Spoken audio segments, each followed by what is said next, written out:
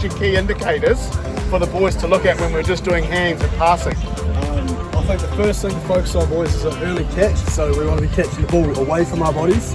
So the easiest way to set up for that is put your hands out, give them an early sight to pass the ball to, and then when we're passing, we're going across the body and we're finishing with a point. Always pointing at the chest. We want the ball up here, nice and easy to catch. So that's what we'll look at when you guys are doing this drill, and if you have a bit of trouble, just come over and ask and we'll give you a pointer. Back there at the channel. Let's try to catch up with Paul Tupoi. He's played 150 games. He's here at opening day of the juniors. So we'll see if we can get a quick word with him and see how he's doing. Hey Paul, how you going? Good, how are you? Oh, good. I've got the big mic, yeah. So you're here at junior opening day, so you've got a bye week this week. So how's things going today with the young ones? No, good. It's nice to give the body a rest, but cool to give back to the community. Nice to get amongst the kids and give a bit of coaching tips, some coaching tips on tackling and passing and things like that. But yeah, it's been fun. No, they seem to be doing really well, so it should be a good season for them and yourself. How's the body after the last week? My body's not too bad. I'm not too sure about the other lads though who played 80. It was pretty physical last week, so it's nice this week to have a bit of a break, and then we can bounce back next week when we have Harbour out at Watson Park. Oh, well, hey, we'll catch up with them later, and congratulations and carry on. Cheers, Steve.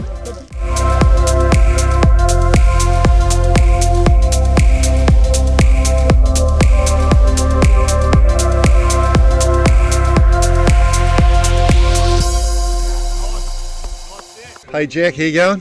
Good, thanks, AC. How are you? Oh, I'm good. So you see, I've got the new Roman mic out now. So Yeah. So opening day for juniors here. You've come down to give the young fellas a hand. So how's that going for you at the moment? Nah, it's great. Seeing some good skills, some good magpie attitude. So, nah, it's a good day for it. Yeah. It wouldn't be that long ago you were a young fella running around too, was it? Nah, it wasn't. Yeah, and I remember those days. So great, full of energy, and decided to get down to Bathgate. Yeah. So you're giving a wee bit back, because no doubt in your past as a junior, you would have had older players come down and help your young fellas out. Yeah, I mean, it always you always go a bit harder when the older boys are watching. So, no, it's good. Yeah. And how about yourself? You'll be back shortly to start playing rugby again? Yeah, hoping to be back either next week or the week after. So, really excited after a long 7 months of being on the sidelines watching the boys. So, no, really excited to get back out there with them. Oh, well, hey, that's awesome, Jack. Hey, we'll catch up with him and we'll catch up with the team later on. Cheers, Jack. Cheers, Andy.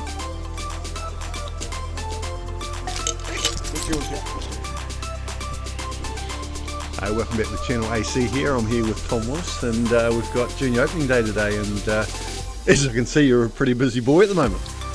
Yep.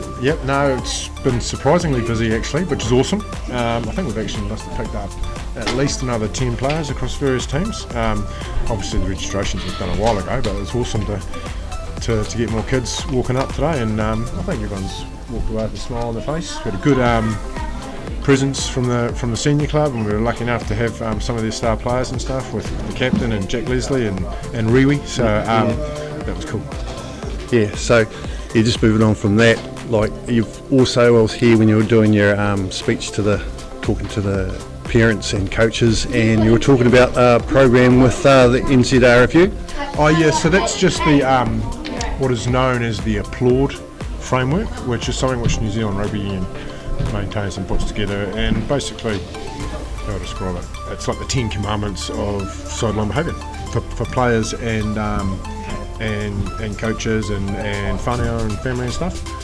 So we didn't exhaustively go through that, but we have in the past.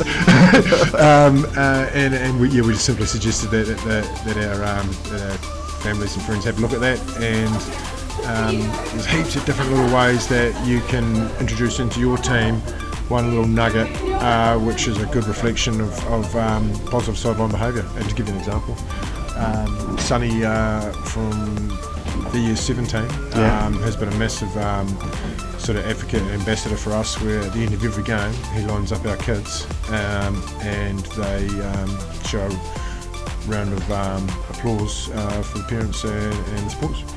So just look at that. Yeah, well, hopefully I can capture that sometime this year with on footage and have a look at it. I'm sure. I don't even have to mention it to something. He'll be doing it anyway. Yeah. Well, one of those things I always talk with young players and young men is, we're responsible for our actions, not responsible for other people's. And so that's another thing that I always push with the young guys around here in the club is, be responsible for yourself and not be responsible for what other people do. So we're responsible for what we say and how we act. And so I think if we all take that on board, even in your personal life, on the sideline, and on the rugby field, in your workplace, I think it sets you up really good as a young man, as a young kid, and those things on the sideline shouldn't happen. I don't disagree at all with what you're saying there. I suppose one of the good things about clubs and intergenerational sort of thing is you get the opportunity to be a bit of a role model or a mentor in that regard. You might not always get it right, people might not always agree with you, but you can do your best, right? You're not going to please everyone all the time. So I agree with you, Andrew. So we'll get on to our senior side, because they've started the season with a bit of a rip-roaring bang, but we had a bit of a loss against Dunedin. Have you been catching up with them and watching it at all? I didn't see the game against Dunedin, but I came and watched the games against Tyree and against Harbour. And after both of those games, I walked away going, wow, they're playing really good, and they're going to take some beating this year. I was away last weekend. Jason Jones and I were away up in Central Otago, but we were closely watching the app, and we were a bit surprised at that score. But it just goes to show that it's on the day, and perhaps what we talked about was like, when Dunedin plays Southern, that's a big game for them, because my understanding of Southern Rugby, that every time we play Dunedin, it's a bloody big game for us. So that wasn't lost on Dunedin, and they must have played well, because the Southern team, they look like they're going to be up there this year. Yeah, well, Dunedin, they had to shore up their defence, because their defence against Zingaree was pretty woeful, really. But and it looks like they came out after a bad loss against Zingaree and gave us a wee list, stepped it up. So, but that's the way the competition rolls. It's like, I think we're better off losing early than late. Yeah, well, I mean, you don't win the competition in the first round, right? But you can certainly set the footprint for your season. But it's a bit easy from the sideline, isn't it? But the great thing about sport, mate, is every week you get another opportunity, and you ride the highs and lows of the season and stuff. So, I'm looking forward to coming along and watching the Magpies next week. So bye today, right? Yeah, bye today. Who's next week? I'm not quite sure, to be honest. Harbour, I think. I've thoroughly enjoyed watching them. Yeah. So, hey, keep an eye on us. I'll catch up with Tom during the season, and we'll keep an eye on our prems, we'll keep an eye on our juniors and AC, and I'll catch you on the sideline.